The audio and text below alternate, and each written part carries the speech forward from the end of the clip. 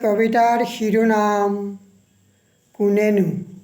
মোৰ নাম শ্ৰী মোহন চন্দ্ৰ নাথ। কোনেনো সজিলে পৃথিৱী বিশ্বব্ৰহ্মাণ্ড গ্ৰহ নক্ষত্ৰ সৃষ্টি, মাজতে সূৰ্য কাষতে পৃথিৱী। কি যে অপূৰ্ব আকৃতি, পাহাৰ পৰ্বত নদ নদী সাগৰ, সৌন্দৰ্যৰে ভৰা প্ৰকৃতি। তাতে আছে জড় জীৱ প্ৰাণী, আৰু আছে হীৰা মুকুতামণি। দিন ৰাতি পাৰ্থক্য চন্দ্ৰ সূৰ্য, ঘূৰি ফুৰে পৃথিৱীৰ মহিমা কৰি। সূৰ্যৰ কিৰণত পোহৰ, দিনত সকলো সজাগ হয়। প্ৰাণীয়ে পাতে আনন্দ মেলা, নিজম ৰাতি টিভিৰ কাষত। অগণন নক্ষত্ৰ তৰা, কেতিয়াবা চন্দ্ৰৰ মুখত ৰং ঘঁহি, মিচিকিয়া হাঁহি মাৰি ৰূপ সলায়।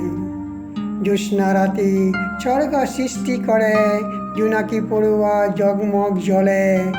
জল স্থল গ্ৰহ নক্ষত্ৰ বায়ু পানী, এই পৃথিৱীতে জীৱ সৃষ্টি। এইখন ধুনীয়া ধৰণী, প্ৰাণীয়ে কৰে বসতি। কোনেনো সজিলে পৃথিৱী।